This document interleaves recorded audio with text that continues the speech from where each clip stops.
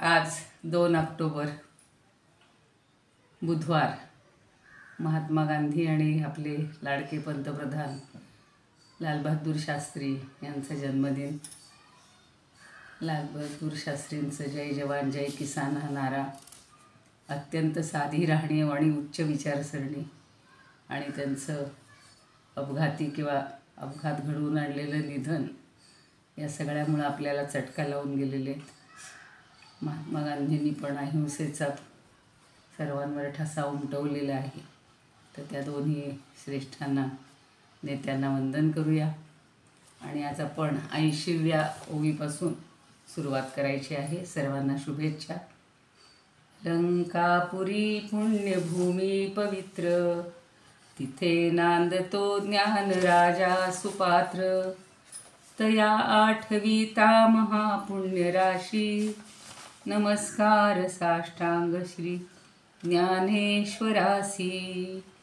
माता यस्य तपस्विनी च जनको, वैराग्य रागान्वित भ्रातारो गुरुणा निवृत्तिसहिता निर्वृत्तिका संस्थिताः.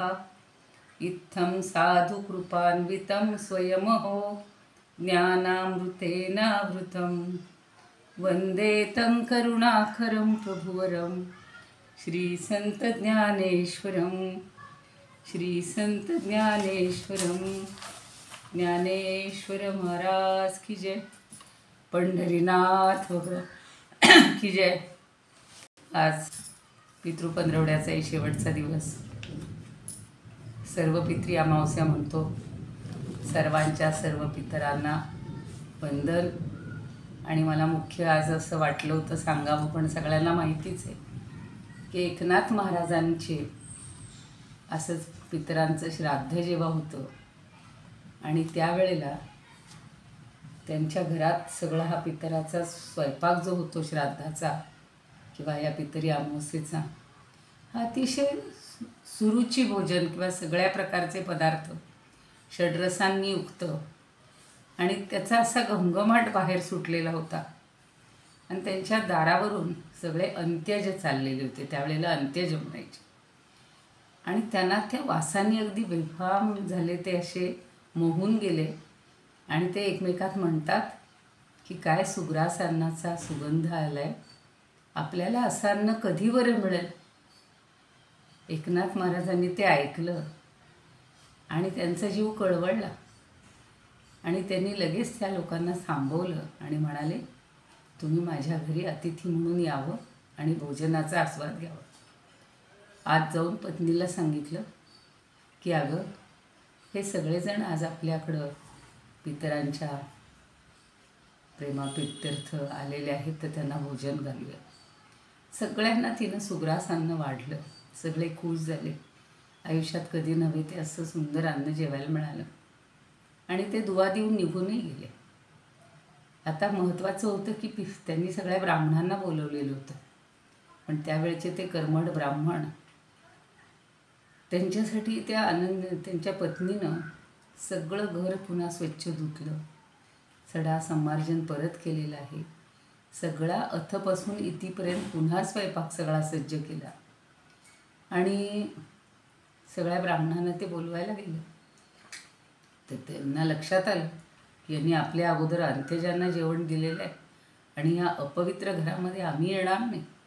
ते म्हणे, सगळं तुझं घर विटाळलं गेले, आम्ही तिथे जेवणार नाही. एकनाथांना खूप वाईट वाटलं. आता काय करायचं. तर त्यांच्याकडं आपल्याला माहिती आहे भगवंत साक्षात श्रीखंड्याच्या रूपात राहिलेला होता. तो श्रीखंड्य म्हणतो, काही काळजी करू नका, पितर स्वतः तिथे येतील. आणि मग सूर्य, नारायण, भगवान असे सगळे तिघंजण तिथे पितरांच्या रूपात येऊन अगदी खुशीत जेवलेले आहेत.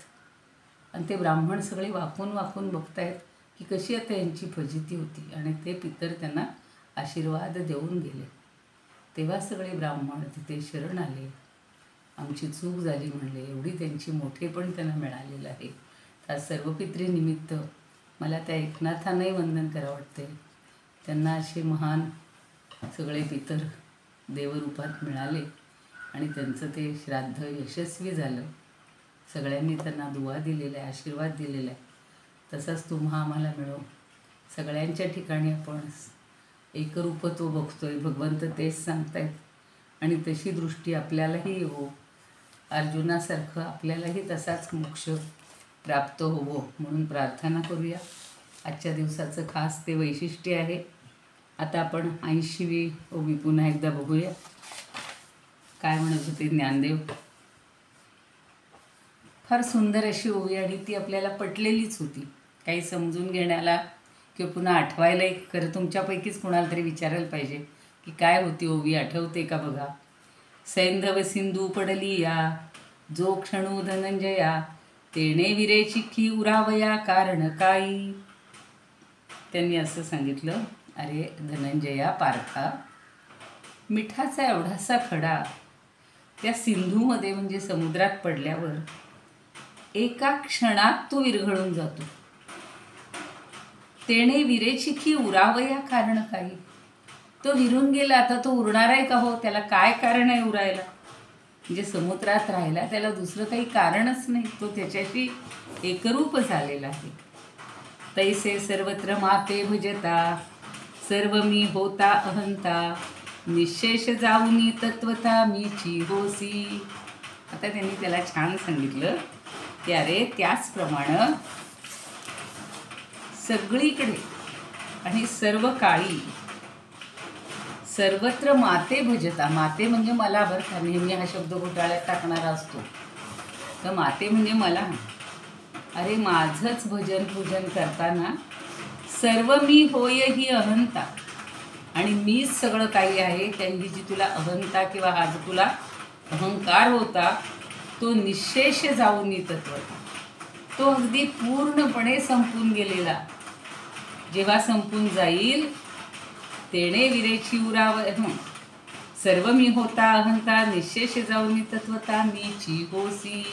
मग तू माझ्यातच मिसळून जाणार आहेस, तू मद्रूपच होऊन जाणार आहेस त्या मिठाच्या खड्यासारखंच. म्हणजे आता काही तुझ्या माझ्यात भेद राहिला का रे? काहीच नाही राहिला.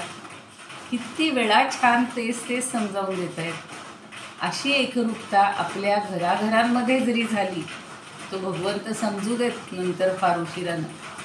पण प्रत्येक घरातलं प्रत्येक माणूस जर एकमेकांशी असा विरघळून गेला, तू मी भेद संपला, मी तू ही भाषाच संपली, सगळे वाद जर मिटले तर किती आनंदी आनंद होईल. त्या कलीला सुद्धा कदाचित लज्जा वाटेल की अरेच्या मी तर सगळ्यांवर कुरघोडी करायला आलो खरा, पण इथे तर सगळे आनंदी आनंदात राहत आहेत, सगळे परस्परात प्रेमाने राहत आहेत. मग ते कलियुग कसलं राहिलं हो? पण त्या कलियुगावर मात करण्याचं सुद्धा आपल्याच हातात आहे. कारण त्यांनी वचन घेतलेलं आहे की जिथं सगळं चांगलं, भांडण नसेल, तंडा नसेल, सत्य अहिंसा, सगळं आचरण जिथं चांगलं असेल तिथे संत असतील. म्हणून मग कालच्या ह्याच्यात म्हणलेलं होतं की सगळेच कसे संत होणार? सगळे संत होऊ शकत नाहीत, पण जर ठरवलं तर सगळे संत होऊ शकतील. आणि म्हणून इथे पुन्हा सांगतायत भगवंत, एवं माझी एक प्राप्तीवरी कर्मा लागुनी अवधारी, दाविली तुझ उजरी उपायांची. म्हणून ते सांगताय की तू लक्षात घे, तू माझे प्राप्तीवरी म्हणजे तुला मला प्राप्त करून घेण्यासाठी माझ्या हेतूनी जी तू कर्म करशील ती कुठल्या उपायाने करता येतात आणि ते मी तुला सगळं सांगितले. तेव्हा आता माझ्या प्राप्तीची साधनं सगळी एवं माझी प्राप्तीवरी कर्मा लागून अवधारी, दाविली तुझं उजरी उपायांची. उजरी म्हणजे सगळे मार्ग तुला साधनं सांगितलेली आहेत. मला प्राप्त करून घेण्यासाठी सगळं मी तुला आता उकलून दाखवलेलं आहे. काल परवा जसा श्लोक होता, गुह्यातलं गुह्यतम ज्ञान मी तुला दिलेलं आहे. आता काहीच उरलेलं नाही सांगायला. आणि हे सगळं मोकळेपणानं तुला सांगितले. तेव्हा आता तुला काय अडथळा आहे मला प्राप्त करून घ्यायला? काहीच नाही.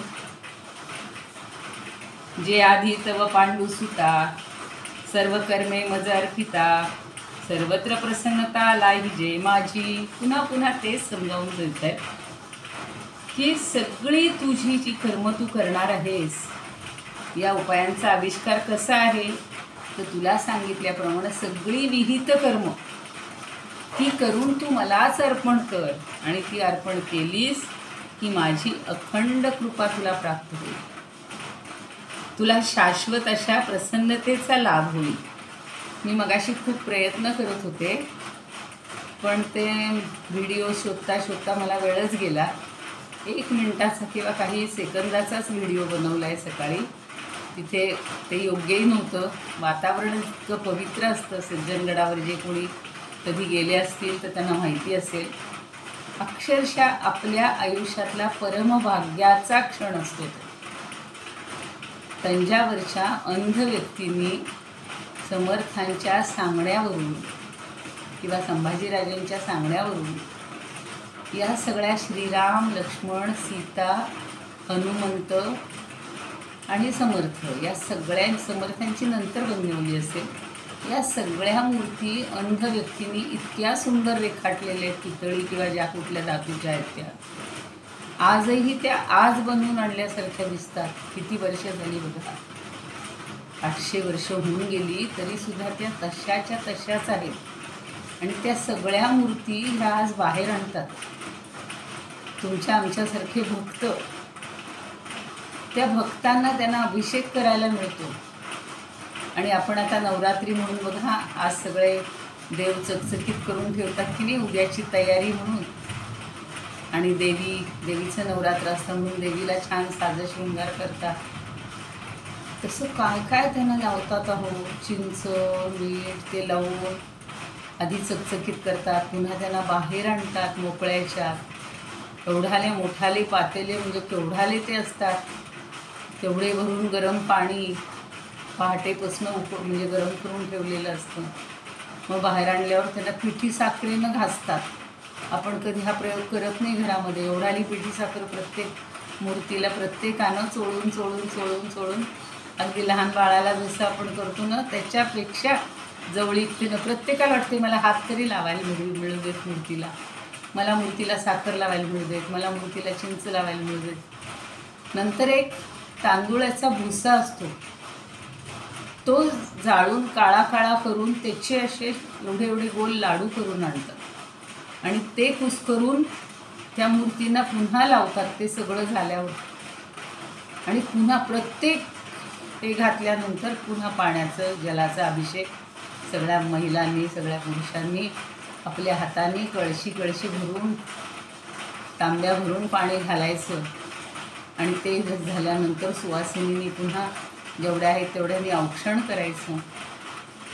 आणि पुन्हा त्या सगळ्या मूर्तींना भरपूर अभिषेक करून मनापासून अगदी छान मध्ये पुसून वगैरे सगळे गुरुजी असतात, पुन्हा त्या मूर्ती आत आणल्या जातात. आपण लहान मुलाला कसं लपेटून ठेवतो की नाही पातळ कपड्यामध्ये मल्ल, तसं त्यांना लपेटून ठेवतात बघा थोडा वेळ. आणि मग एकेकाला छान पुसून सगळा त्यांचा साज शृंगार करायचा. पुन्हा त्या मूळ जागी आणायच्या. एक एक मूर्ती आत आणली की पुन्हा आपल्याला जवळ डोकं टेकवून त्या मूर्तीचा आशीर्वाद घ्यायला मिळतो. आणि मग पुन्हा समर्थांच्या सगळ्या समाधीला अभिषेक होतो. त्या अभिषेकाच्या वेळेसुद्धा आपल्याला जल घालायला मिळतो. अट एवढीच असते की सोहळ्यातली नऊवार साडी नेसायला पाहिजे. आणि मला इतका आनंद झाला की मी आज पहाटेपासूनच ती साडी नेसून गेली. आपलं तिथं नाही आपल्याला खोली मिळाली, नाही बदलायला झाली, तर ती साडी नाही किंवा सोहळं नाही म्हणून मला मूर्तीच्या इथं हात घालायला मिळाला नाही, स्पर्श करायला मिळाला नाही असं होऊ नये. खरंच भगवंताची किती कृपा. आणि त्यांचं शेजघर आहे, तुम्ही सगळ्यांनी पाहिलं असेल. सगळा त्यांचा पलंग, दत्तांनी दिलेली कुबडी, सगळं हनुमंतांनी काय काय दिलं, सगळ्या ज्या वस्तू आहेत त्या प्रत्येकीला हात लावून स्पर्श करून मला नमस्कार करायला मिळाला. आज आयुष्यात मी खरंच इतकी आनंदी कधी नसेन. खूप आनंद झाला, खूप आनंद झाला. म्हणजे हे जे आता सगळं सांगतायत ना की सगळ्यामध्ये तो परमेश्वर आहे, प्रत्येकाच्या त्याच्या वस्तूमध्ये सुद्धा तो भगवंत व्यापून राहिलेला आहे. त्याला हात लावायला मिळणं म्हणजे भगवंत भेटल्यासारखे. तर हा आनंद ज्यांनी कोणी घेतला असेल त्यांना कळेल. असं वर्षातून 5 वेळा ते उद्वारचन म्हणतात त्याला. आणि तो विधी किंवा तो संस्कार इतका छान सोहळा म्हणूया आपण. चांगली वाद्य वाजवली जातात, सगळे लहान लहान मुलं छान मंत्र म्हणत असतात सुंदर, आणि इतका आनंदाचा सगळा क्षण असतो तो. खरंच सांगते, म्हणून मी तो 11चा क्लास म्हटला आज नाही मिळाला तरी चालेल, पण मला आज तो आनंद घ्यायचाच होता, अनुभव घ्यायचा. त्यांचं चाललं होतं आपण तिथलं अर्ध सोडू, फक्त दर्शन झालं, पंचामृताने स्नान घातलं की आपण परत येऊ. म्हणलं नाही, आजच्या नाहीतरी उद्यापासून आपण एक क्लास करणारच नाही आहे, तर आजच्यापासूनच तो नको करायला. म्हणून तुम्हाला अगदी मला राहवे ना, म्हणजे तो त्या ह्याच्यातून मी बाहेरच आले नाही. तरी पण मग आम्ही उतरलो, आता 3-3:30ला खाली आलो, घरी आलो, आणि म्हटलं आपल्या आता ह्या ज्ञानदेवांच्या याला की ते सगळं तेच उदाहरणं आणि तेच सगळं होतं की खरंच त्या मूर्तीमध्ये किंवा त्या भगवंतामध्ये आपण पूर्ण विरून जातो, आपण उरतच नाही, काहीच आपलं अस्तित्व तिथं राहतच नाही. अक्षरशः पूर्ण आनंद मिळतो, पूर्ण आनंद. भगवंत आणि आपण एकच होऊन जातो. आणि असे सगळे भक्त, फक्त आपल्यालाच मिळालं म्हणून कौतुक नाही आहे, खूप सुंदर. म्हणजे काय पूर्वजन्मीचं किंवा या जन्मीचं पुण्य म्हणूनच हे सगळं करायला मिळतं आहे. आता कोणी म्हणतील या सगुण भक्तीमध्ये किती रमायचं, पण सगुणातच निर्गुण आपल्याला बघायला मिळतो. सगुण निर्गुण एकू गोविंद, एकच आहे. पण आपल्याला असं अगदीच काहीच आलंबन नसलेलं त्याची आपण भक्ती करूच शकत नाही, तिथपर्यंत पोहोचणं अवघड आहे. तेव्हा सगुणातनंच निर्गुणाची ही भेट फार छान झाली आज. आणि तुम्हाला त्याचा एक छोटासा व्हिडिओ आहे, तेवढा जो तो म्हणजे आधी सगळेजण पंचामृत स्नान करत होते गुरुजी आणि मी, तर त्याचा फक्त काढला मी एक क्षणभर, कारण नंतर मी ते फोन वगैरे सगळं आठवून आलं. म्हणलं नको, फक्त त्या भगवंताची आपण एकरूप व्हायचं. फक्त खूप सुंदर सोहळा असतो. ज्यांनी अनुभवलं असेल त्यांना हे सगळं पुन्हा प्रत्ययाचा आनंद मिळेल, आणि ज्यांनी कधी अनुभवलेला नसेल त्यांना हा डोळ्यासमोर सोहळा सगळा दिसेल. आता ती सज्जनगडची संस्थांची सगळी हे ज्यांच्याकडे लिंक असेल किंवा याच्यावरही मिळेल बघा, उद्वार्चन सोहळा म्हटलं ना की यूट्यूबवर सगळं येईल, तुम्हाला बघायला मिळेल. मला मिळालं तर मी पण लिंक पाठवून देईन, कारण ते सारखे फोटो काढत होते प्रत्येक मूर्तीचा. काय ते सीतामाईसुद्धा इतका हसरा चेहरा आणि इतकी लोभस आहे, तुम्हाला सांगतो. प्रत्येकाचा चेहरा, हनुमंत तसाच, लक्ष्मण तसाच, आणि श्रीरामाची तर काय विचारतात. असं मला तर अक्षरशः म्हणजे तिथून हालावंसंच वाटत होतं. असं वाटलं रोज जर फक्त आपल्याला एवढंच अशाच गोष्टी मिळाल्या तर, घरातल्या जेवणाची, स्वयंपाकाची, कुठल्याही कटकटीची, कशाचीही आठवण किंवा या संसारातली कुठली आपल्याला तिथे आठवण येत नाही. बरं ठीक आहे, कारण असं सांगत राहिलं तर तो अधिक आनंद मिळत राहतो. बघूया, शेवटी 5 मिनटं बोलू तुमच्याशी. तर आत्ता सांगतायत तसं भगवंत काय सांगतोय की अरे पार्था, मी तुला आधी सांगितले तशी सगळी विहित कर्म तू मलाच अर्पण केलीस तर माझी अखंड कृपा तुला प्राप्त होईल, आणि तुला शाश्वत प्रसन्नतेचा हा जो आनंद मिळाला ना, हा शाश्वत राहिला पाहिजे, आणि तो तुला लाभ होईल. अजून पुढे काय म्हणतात, जे आधी तव पांडुसुता ते झालं, मग पार्था ती ठाई साध्य साधन होय नाही, किंबहुना तुझं काही उरेची ना. आणि एवढंच काय, एकदा का तू हे सगळं माझ्याशी असं ऐक्य साधलंस की मग साध्य आणि साधन हा भेदच संपतो. काय प्राप्त करायचं आहे, तो भगवंत. पण भगवंतच साधन आणि साध्य होतो. आपण साधन आहोत, भगवंत साध्य आहे. पण तो भेदच लोक पाहून जातो. आणि तुझं काही, किंबहुना तुझं काही उरेची ना. अक्षरशः असं वाटतं की आता मला काही करायचं उरलंच नाही, काहीही मला कार्य उरलेलं नाही, शिल्लकच राहत नाही, इतका तो परमानंद आहे. तरी सर्व कर्मे आपुली तू आ सर्वदा मज अर्पिली, तेणे प्रसन्नता लाधली आजी हे माझी. काय झालंय, तुला तर आनंद होतोच आहे सगळी कर्म मला अर्पण केल्यामुळं, पण तुला जेवढी प्रसन्नता लाभलेली आहे तर त्या भगवंत प्राप्तीचा आनंद तुझ्या या चेहऱ्यावर सुद्धा उमटलेला आहे. तेणे प्रसन्नता लाभली आजी हे माझी. म्हणजे मी तुला प्राप्त झाल्याचा जो आनंद आहे ना, तो तुझ्या चेहऱ्यावर छान उमटलेला आहे, दिसत आहे. म्हणून येणे प्रसाद बळे, नव्हे झुंजाचे नियाडळे, नटकेची एके वेळे भाळलो तुझं. आणि म्हणून प्रसादता म्हणजे प्रसन्नता, तुझ्यावर मी एवढा प्रसन्न झालो आहे. प्रसाद म्हणजे प्रसन्न, प्रसाद घेतो म्हणजे काय, आपण प्रसन्न होतो. आणि तू प्रसन्न झाल्यामुळं काय झालंय, नवे झुंजाचे नियाडळे. झुंज शब्द पुन्हा आठवतोय त्याला. झुंज म्हणजे महायुद्ध. तर त्या महायुद्धाच्या प्रसंगी किंवा युद्धाच्या प्रसंगी आडळे, नव्हे आडळे, कुठलीच आडकाठी येत नाहीये. ती आडकाठी मी मानलीच नाहीये.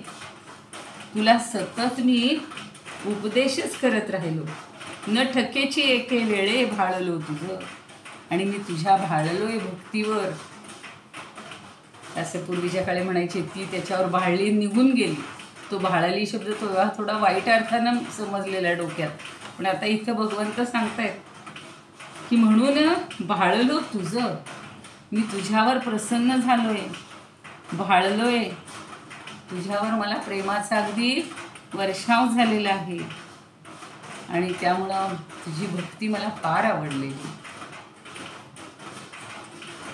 जेणे सप्रपंच अज्ञान जाये, येकू मी गोचरू होये, ते उपपित्तीचे ने उपाये गीता रूप हे. आता सप्रपंच, प्रपंचासह सगळं तुझे जे अज्ञान आहे, हा अज्ञानाचा अंधकार कायमचा लुप्त होतो किंवा लुप्त झाला आहे. आणि सगळीकडे मीच तुला दिसायला लागलो. एकू मी गोचर होय. काल मी सांगितलं की प्रत्येकामध्ये त्याला भगवंतच दिसायला लागलाय. म्हणून सगळीकडे मीच तुला दिसू लागलो. आणि खरं तर काय, उपपत्तीचे निउपाय गीता रूप हे. आणि मुख्य म्हणजे माझी प्राप्ती होण्यासाठी हे गीतेचं जे स्वरूप आहे, हे ज्ञान आहे, हेच गीतेचं मूर्त रूप आहे. गोचर म्हणजे काय, दृष्टीगोचर, डोळ्याला दिसणार, ते उपपत्तीचे निउपाय. उपपत्ती म्हणजे ज्ञान, त्याचं ज्ञान हेच खरं मूर्त रूप आहे.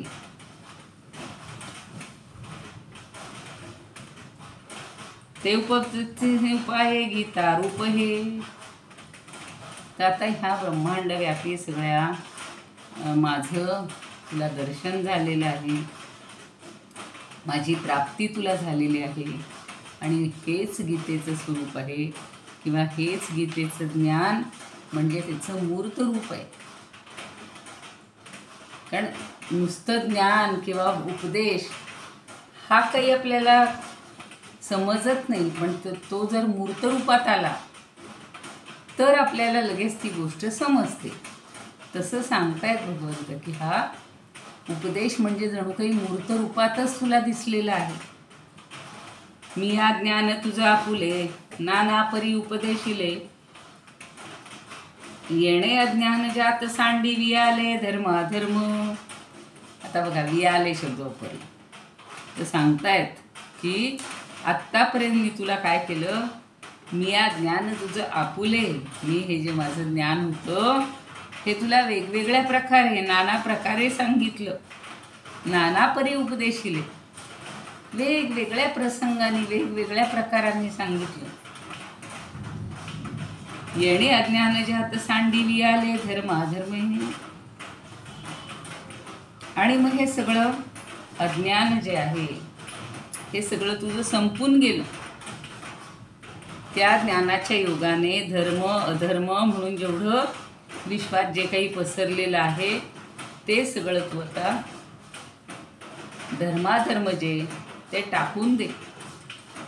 कारण विश्वात सगळीकडं मीच भरून राहिलेलं आहे. आणि हे तू ज्ञानमार्गाने जाणून घे आणि केवळ मलाच शरणी ये.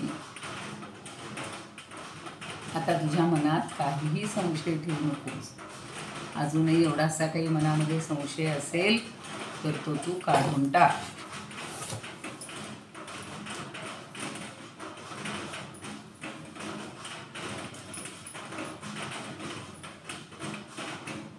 काल आपण ती ओवी पुन्हा आज घेऊया.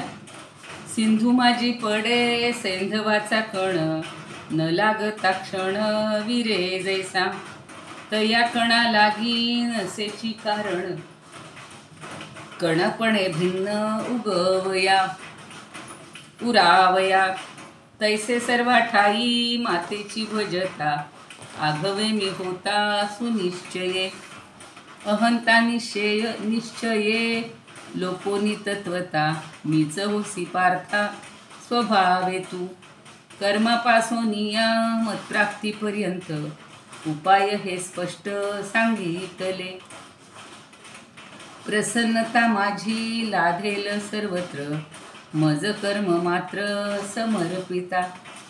पुन्हा याच्या खाली दरवेळेला प्रत्येकानं अंडरलाईन करून ठेवायची की जे जे कर्म करतो ते भगवंताला फक्त अर्पण करायचं, बाकी काही आपल्याकडं नाही आहे, तेवढं त्याच्यावर अर्पण केलं की सगळं संपलं का.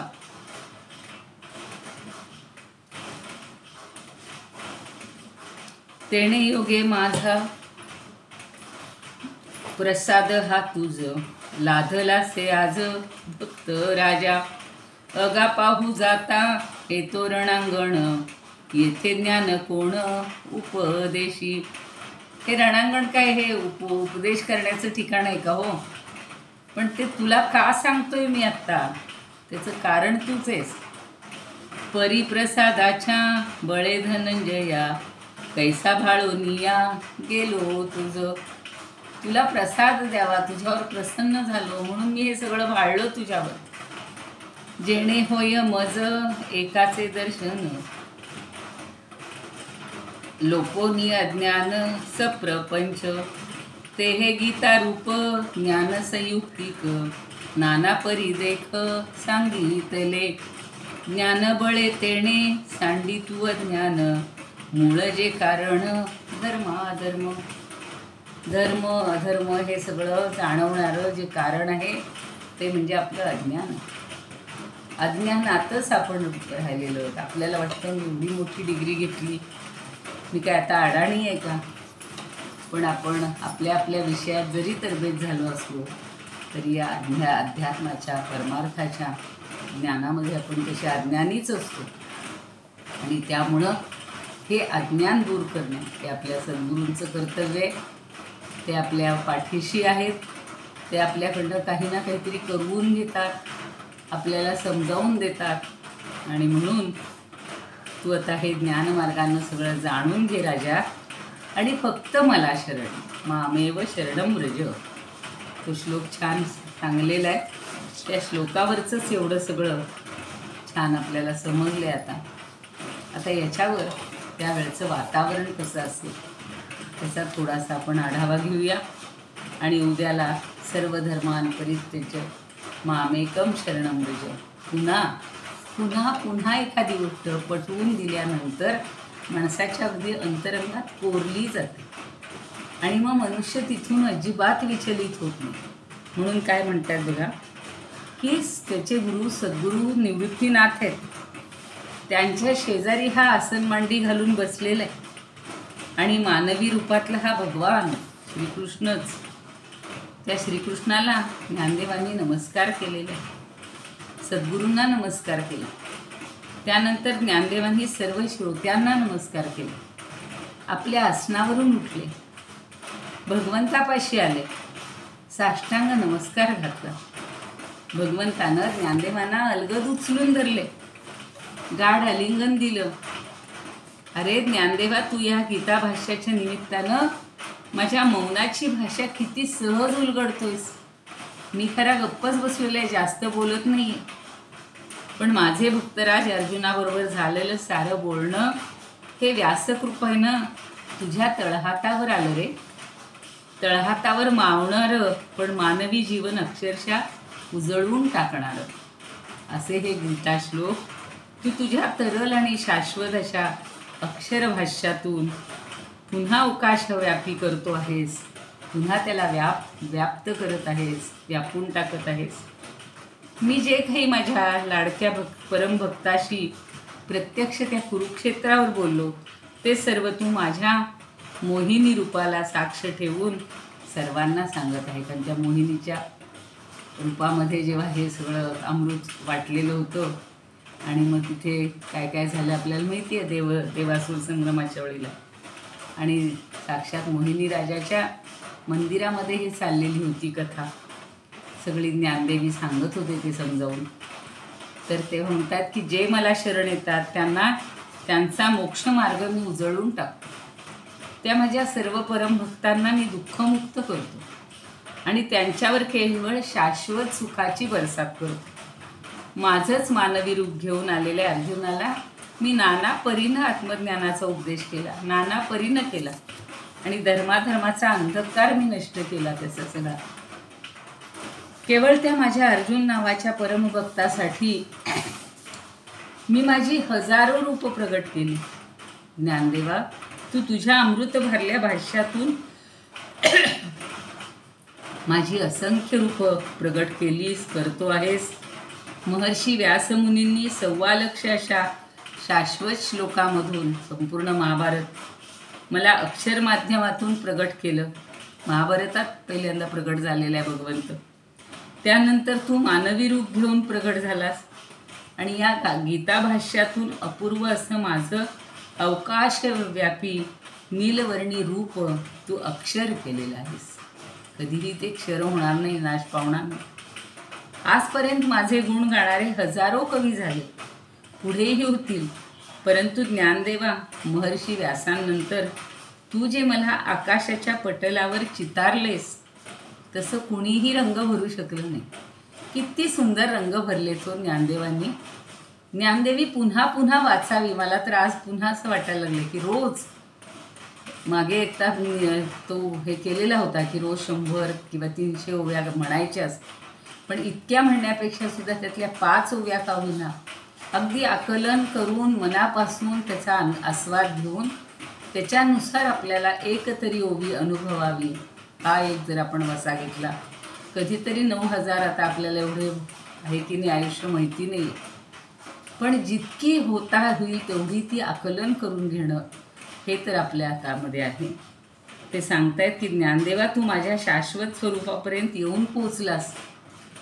अर्जुनापुढे जे मी प्रगट केलं ते माझा शाश्वत उपदेश माझ्याच मुखातून आता प्रगट करतोयस तू ऐक आणि त्यानंतर तुझे प्रदीर्घ भाष्य कर. भगवान श्रीकृष्णांनी आपल्या हातातला पांचजन्य शंख जोरानं वाजवलं. स्वतः प्रगट झालेत तिथे.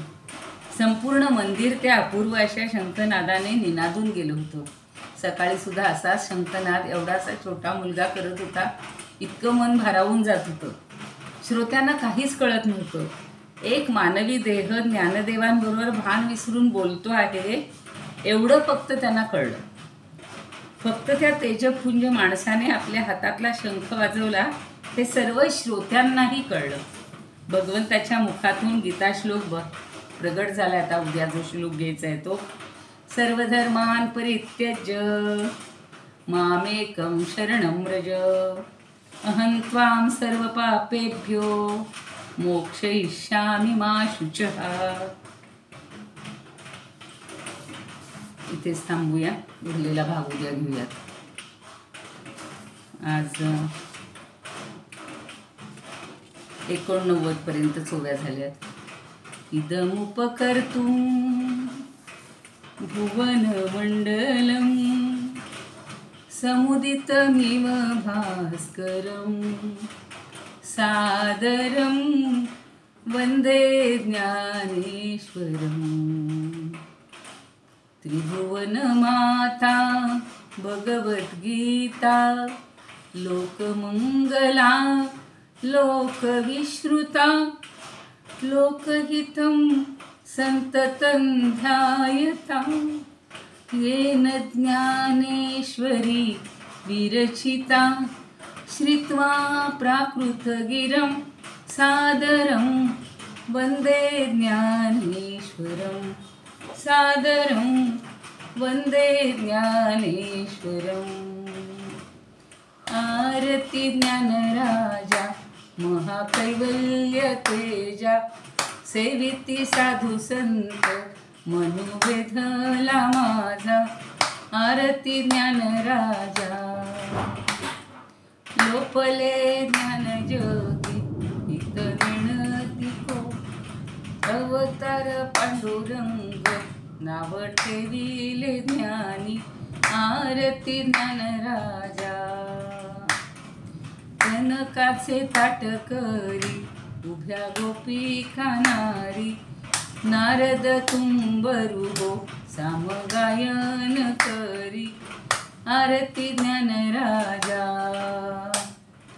प्रगट गृह बोले विश्व ब्रह्मची केले रामा जनार्दनी पायी मस्तक ठेविले आरती ज्ञानराजा महाकैवल्य तेजा सेविती साधू संत मनोवेधला माझा आरती ज्ञानराजा ज्ञानेश्वर महाराज की जय पंढरीनाथ भगवान की जय जय तू श्रीकृष्ण जय तू ज्ञानेश्वर सर्वांना पुन्हा एकदा शुभेच्छा धन्यवाद.